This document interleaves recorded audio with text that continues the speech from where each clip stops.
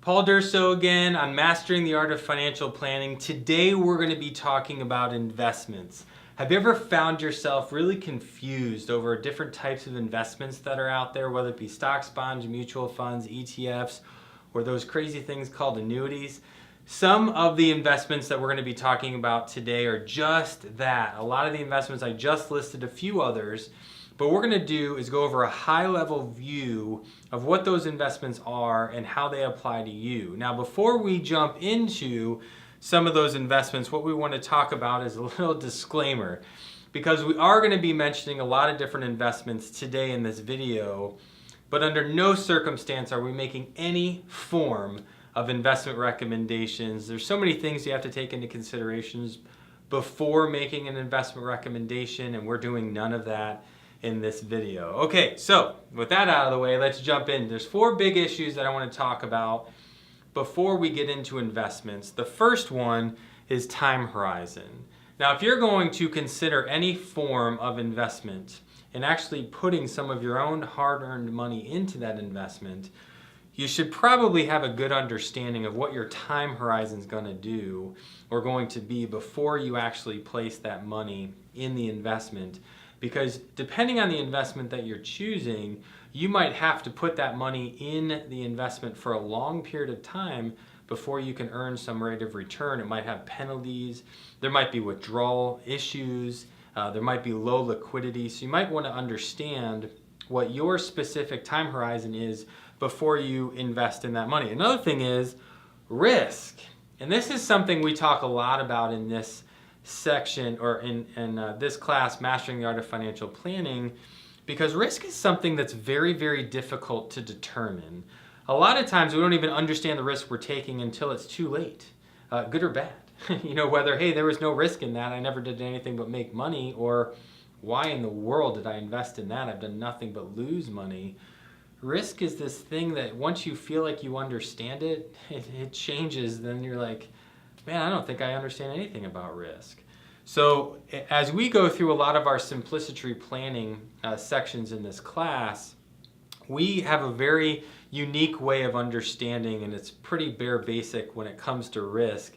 And it's really just understanding, are there protections behind the investment or no protections? Because we believe there's truly zero investments in the marketplace today that have no risk. I don't care if it's guaranteed or not. There are risks that are associated with any and all investments. And understanding your tolerance for risk is very, very important. Another thing that we want to talk about is how is it taxed? There are investments that are highly profitable but taxed very badly, and there are investments that are pretty profitable that are taxed very favorably. Do you know what those are? There are certain investments you can put your money in that have amazing tax benefits in retirement on the distribution side of things, which is another module we talk about. But understanding how an investment is taxed at the root level is very, very important, especially if you're going to be planning your retirement income. Last thing we want to talk about is strategic purpose. Why are you buying an investment? What's the rationale that drew you to the conclusion that this is the investment that I need for my future? If you don't have a strategic purpose for buying an investment, I'd probably say don't buy it. If there's not a real reason for you to own it, why do you own it? I mean, sometimes you look at your statement, and I do this all the time with a lot of my clients. We go through it, and I'm like, why did you buy this? And the husband and the wife, they kind of look at each other and like, well, I think it worked out for my Aunt Ada, or, they might sit back and go, well, we met an advisor and he thought it'd be a good idea. But again, the strategic purpose was really lacking. And there needs to be one. If you want to have a satisfying understanding of why you own what you own, have a reason to purchase every investment. Okay, now that we've talked about those four big issues, let's start jumping in to a good understanding of what different investments there are out there. The first one is the most common. Yes, there's a pun intended there. We're going to talk about common stocks. What are they? You've heard of a ton of them. The most popular that everybody hears a lot about right now is like Apple or Facebook. These are big stocks that make up a big percentage of NASDAQ. It'd be interesting in the future, as long as this video is around, to see if those two stocks are always popular. But it is interesting right now they are. And what a common stock is, It's somebody who's basically issuing paper, a stock company, in the form that you're going to buy that and you're going to fluctuate in the value of the price of that stock. And in addition, that company gets to use your money to put to work for that company. So a common stock, you're going to have very high liquidity. You're going to own shares of that stock and you're going to get the benefit of that stock. Now with stock, there are really two types of classes out there. There's stocks that pay dividends and stocks that do not pay dividends. So if you have a stock that does not pay a dividend, you're just going to run or ride the roller coaster wave of the market, ups and downs. And when you buy that stock and when you sell that stock is really going to be the difference of what you make. If you bought it at a high price and you sell it at a low price, then you're just going to lose money because you didn't get any dividends along the way. But then again, if you bought it at a low price and sold it at a high price, then you're going to get to redeem a good profit. On the flip side, you can buy a stock that pays a dividend, and let's just say you bought it at a medium price and you sold it at the exact same price years later, but they paid you dividends. And dividends are paid on a quarterly basis for the most part by companies. You can get them on a yearly or semi-monthly, whatever, but most of them pay on the quarter, and you're going to receive that. And what happens is that's your money. You can either reinvest it into the stock or you can take it as your own, but you get to keep that. And if you bought it and sold it for the exact same price, and yet you got to keep your dividends, you actually turned out to make a profit even though the stock price didn't even make you any money. So there's a lot more to common stock, but that's all we're going to talk about today. But there's this hidden feature of dividend income, which we're going to talk a lot more about in these classes, in these sections, because that could be a very big key in some of your retirement incomes. Another thing that we're going to talk about is bonds. And basically, a big understanding with bonds is a misconception of risk. See, I have an office up in Michigan, and years ago I learned a very valuable lesson with bonds. Because early in my career, I thought there was a big gap between the risk you take in stocks and the risks you take in bonds. And I thought literally, as far as this side is from the screen to this side of the screen is I thought the difference between risk. But turns out there's not that big of a risk difference between stocks and bonds, because up in Michigan there's this automotive company called General Motors, GM, you might have heard of it. But in 2008 they went bankrupt. My stockholders lost 100% of their value in their GM stock, 100%. The bondholders of GM, they did not lose 100%. They lost 90%. So what I thought from a risk standpoint of certain stockholders taking all the risk in the world and these bondholders just taking an element of risk, in reality, it was 100% potential loss to a 90% potential loss. So don't get me wrong, they are more conservative, but at the same time, if calamity really comes to fruition, you might only have a little bit to show for the conservative nature of why you invested in the first place. So bonds, yes, they are more conservative, but they might not be as conservative as you think. And bond prices react completely opposite to interest rates. So as interest rates decline, bond prices go up. As interest rates go up, bond prices go down. And as the making of this video, we are definitely in an increasing environment of interest rates, which means bond prices are going to go down. So understand this. Bonds are more conservative than common stocks, but they tend to lose value or will lose value as interest rates go up. So keep that in mind as you invest moving forward. Mutual funds, the most common investment in America. 90% of investors own mutual funds. It is the most held investment in the United States. Every single 401k in America typically uses mutual funds on their investment sheet of what to choose from. I probably don't need to do a whole lot of explaining on what a mutual fund is. However, a mutual fund, if it's a market mutual fund, typically will have stocks in it. It could have a mix of stocks and bonds. There could be some real estate. Whatever the mix is on the inside of the mutual fund, it's basically a collaboration of stocks, bonds, mutual funds, some real estate property into some mix, either all of one or a bunch of some in that mutual fund, and then you basically buy shares of the mutual fund and you ride the wave of return, good or bad. Most mutual funds do not pay dividend, although some do. The dividends get paid by the discretion of the mutual fund manager. So even though the stocks held inside the mutual fund might be paying dividends into the fund, it's up to the fund manager and the fund company whether or not they're going to pay that back out. Keep that in mind. They're very liquid.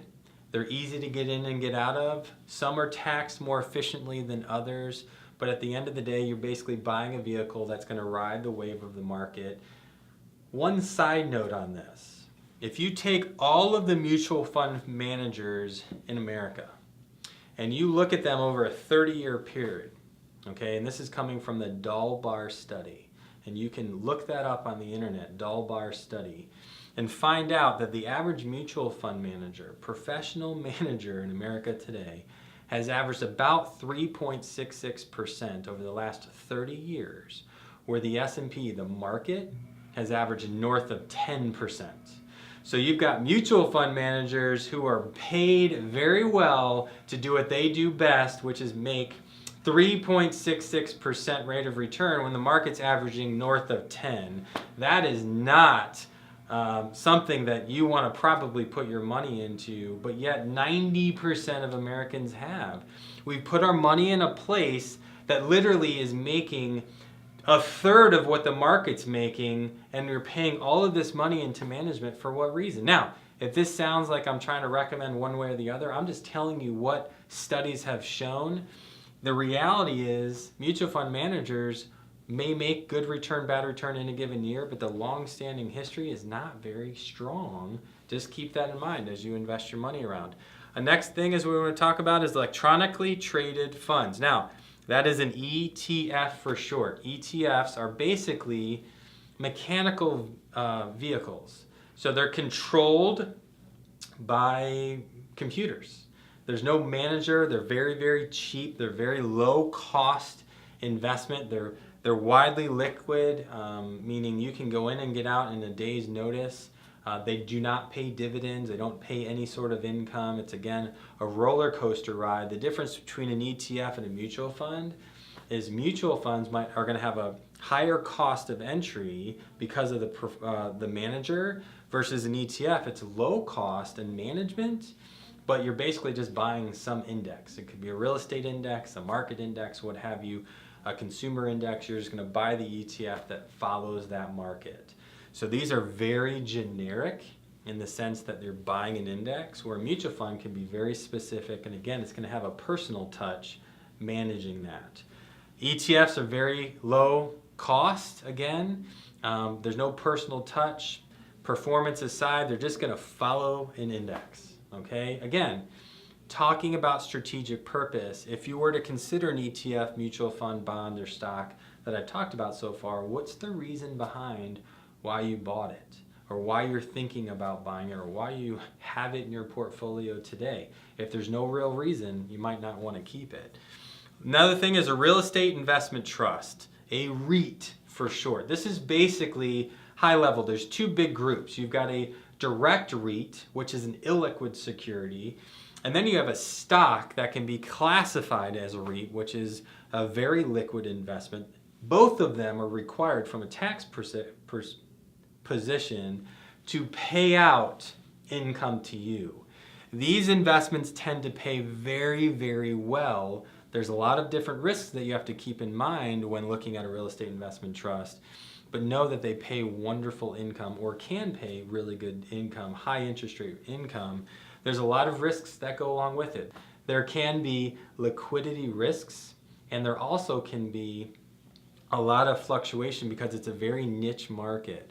So just keep that in mind. They can pay well, but understand there's always pros and cons to every investment that you choose to invest with. The last three that we're going to go over. Fixed annuities is the first one. A fixed annuity is basically like a CD that is not FDIC insured.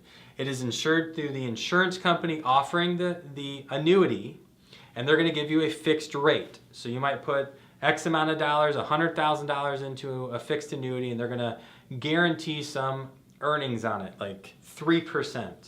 So you put your 100,000 in a year, you're going to get 103 back. That would be a fixed annuity. There are going to be some liquidity options, concerns that you might need. You might not be able to get your money if you want it. There's going to be costs that you're paying the insuring company. There could be surrender situations where if you want to take your money out early, you have to pay a penalty. Fixed annuities can be great because they're steady, but they can be bad because there's time horizon issues, interest rate environment risks. There's a lot of things that you have to take into consideration. Are there purposes behind buying a fixed annuity? There may or may not in your situation. Again, you need to know your situation and what you need to understand if an investment makes sense. Another one is a variable annuity.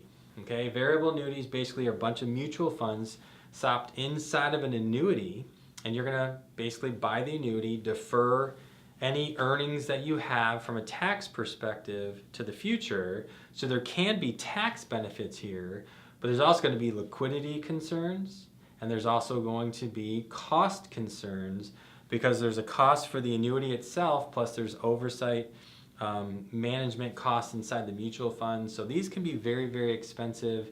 In my personal opinion, they're probably the most misrepresented investment in America today. They talk a lot about the benefits, and they don't talk a whole lot about the things that you might want to consider why you would not want to buy one. So if you're considering or own a variable annuity, you might want to dig in, call the company direct, ask a bunch of questions and get them to explain it to you. Ask about all the fees, time horizons, everything, and you might find yourself scratching your head going, why did I buy this? Again, I'm not making any recommendations, but there are reasons why you would want to buy some and reasons why you would not want to buy. Last thing we're going to talk about is a hybrid. Taking fixed annuities and variable annuities and kind of bringing them together where you can have the benefit of a market without the volatility of the market. So there are a lot of reasons, again, why you'd want to stay away from a hybrid annuity, like liquidity. They tend to be investments that you have to hold for a long time, and there might be reasons why you want to buy one for security or safety or guarantee.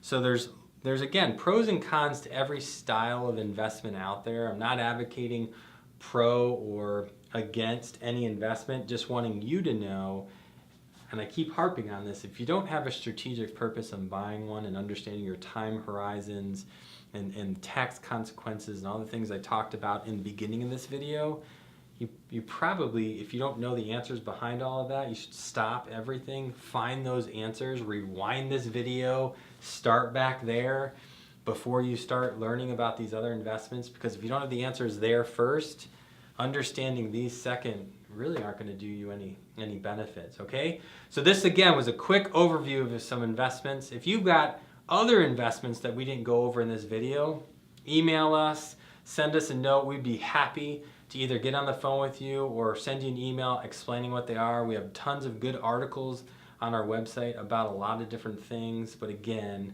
mastering the art of financial planning, we are here to educate you. We're going to be back with some more information in the future. Thanks.